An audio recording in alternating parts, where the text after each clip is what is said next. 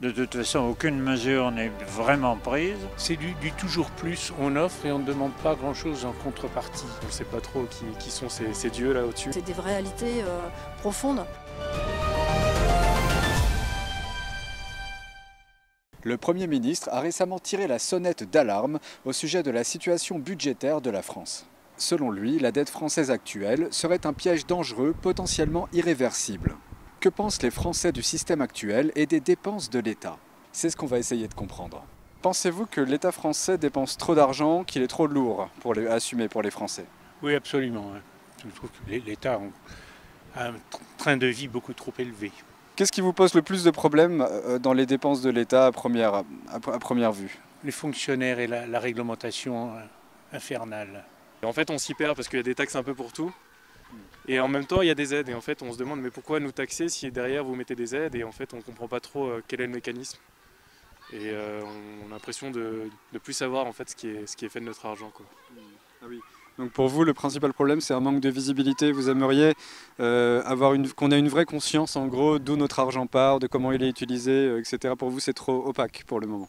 C'est ça, en fait. J'aimerais bien un peu de clarté, un peu qu'on nous explicite un peu en fait qu'est-ce qui est fait de notre argent et comment il est utilisé en fait, parce que il y a un besoin de comprendre aussi. Je pense qu'il nous aiderait à accepter en fait qu'on donne de l'argent et des sommes assez colossales. On le voit sur notre fiche de paye, hein, et c'est la partie brute et la partie nette, elle est assez énorme, quoi, la différence. Ah oui, bah oui. Je vous confirme que pour un étranger qui vient d'un pays plus libéral, qui vient travailler en France, je pense qu'il ne comprend pas au début. Oui, il ne comprend pas trop ce qui se passe. Est-ce que vous trouvez que l'État français est trop gourmand, dépense trop d'argent ou pas? Est-ce que vous trouvez qu'il utilise bien son argent? Est-ce que vous avez une opinion sur tout ça? Alors, il ne dépense pas trop d'argent, il n'en gagne pas assez, parce qu'il a baissé les impôts fortement depuis quelques années. C'est à mon avis une très grosse erreur. Et surtout le dépense mal. Le problème qu'on a en France, c'est le millefeuille administratif. Entre l'État, les départements, les régions, les communautés de communes, etc., à chaque étage, chacun ramasse sa mise, et donc ça ne fonctionne pas. De toute façon, aucune mesure n'est vraiment prise. Actuellement, il faut absolument réduire la dépense publique. Certains considèrent la France comme un enfer administratif, donc vous rejoignez ce constat? Ah ben là, en fait, on est les champions du monde du millefeuille administratif, et donc automatiquement, on ne fait pas d'économie d'échelle. Sachant que derrière, en fait, il y a certaines collectivités territoriales qui ne restent pas sur leurs propres compétences et qui empiètent sur les compétences de l'État. Et donc, automatiquement, on se retrouve avec des financements qui, normalement, devraient être faits par l'État, mais qui sont faits par les collectivités régionales notamment, et alors que cet argent devrait être mis en fonction des compétences des uns et des autres. Vous seriez pour, à la limite, que ça augmente un petit peu même les impôts, mais qu'on utilise de manière plus intelligente, selon votre compréhension, le budget de l'État, c'est bien ça? Oui, qu'on augmente les impôts sur les gens qui peuvent en payer, bien sûr. Parce que pour l'instant, les impôts, l'impôt le plus injuste, c'est la TVA. Et donc, il faut remodeler les impôts, augmenter les impôts sur le revenu et diminuer les impôts indirects, comme la TVA, qui ponctionne les pauvres, en fait. Il y a 450 niches fiscales.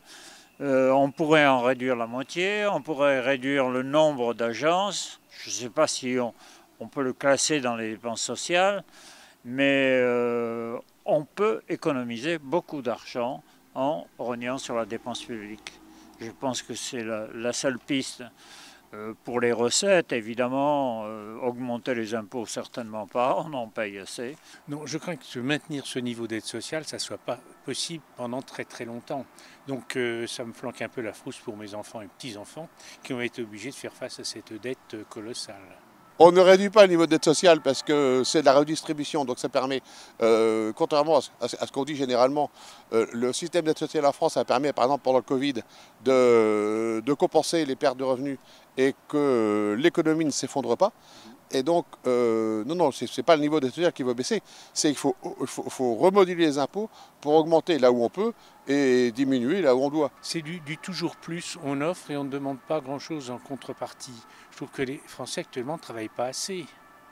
Je travaille beaucoup plus que ça, moi je ne veux pas me faire un exemple, mais J'ai travaillé à l'époque avec 3 semaines de vacances, maintenant c'est 5 semaines plus des RTT, etc. Et quand je prends le métro le matin, je prends le métro moi en retraité vers 9h30, il y a un monde fou dans le métro. À quelle heure ils commencent à travailler tous ces gens-là? Je pense qu'en France, on est assez reconnu pour nos aides sociales et qu'il faudrait quand même les conserver, mais qu'il faudrait justement les modifier peut-être. Après, concernant le social, elle peut peut-être essayer d'être mieux fléchée de façon à ce que ça aide les personnes qui en ont réellement besoin et qu'en fait il y ait un contrôle entre guillemets des aides sociales et une adaptation des aides sociales et qui ne soit pas forcément pour faire du social pour du social, mais de l'accompagnement vers l'autonomie. C'est comme une fourmi qui nous voit marcher, en fait on ne sait pas trop qui sont ces dieux là au-dessus et en fait c'est assez obscur, en fait on ne comprend pas ce qui se passe et c'est plutôt le manque de connaissances qui est inquiétant aussi de savoir comment ça va se dérouler. D'abord, il faudrait regarder dans le détail la répartition de la dette française et de voir où il faut faire des économies. Les économies, est-ce que c'est vraiment au niveau du social qu'il faut le faire ou en fait dans d'autres secteurs? Vous seriez plutôt pour qu'on simplifie, qu'on vulgarise l'information, qu'on la rende transparente et accessible pour les citoyens ordinaires? Parce qu'évidemment, on ne peut pas rentrer dans des choses trop techniques, mais que les Français aient quelque chose de facile à comprendre et de très transparent par rapport aux dépenses de l'État, quoi.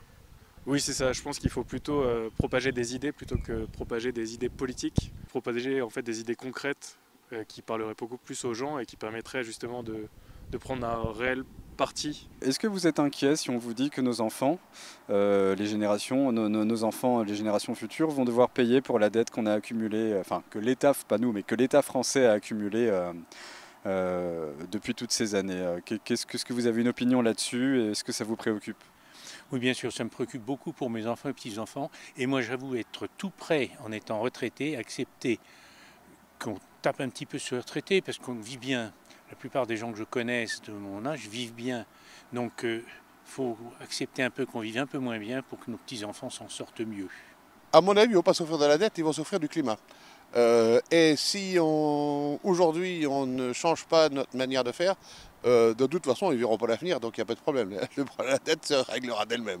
Mais non, ce n'est pas la dette qui va souffrir, c'est du climat. Si on veut que nos enfants aient un avenir, il faut des moyens de transport décarbonés, donc il faut réduire drastiquement l'avion, il faut réduire drastiquement la voiture et se concentrer sur des moyens de transport beaucoup plus écologiques, beaucoup plus... écologique, c'est pas le mot, mais beaucoup moins producteur de CO2. Il faut régler le problème de la dette. On ne pourra pas la régler en quelques années. Il faudra plus de 10 ans ou 20 ans pour régler cette dette. Nous, on vient en fait d'un milieu, je dirais, rural ou périurbain. Et bien, en fait, c'est des réalités profondes. Aujourd'hui, malheureusement, en fait, les fonds restent bloqués souvent dans les métropoles ou dans certains secteurs qui ne sont pas forcément les secteurs dans lesquels il faut investir pour l'avenir de nos enfants, justement. Un peu de courage, s'il vous plaît.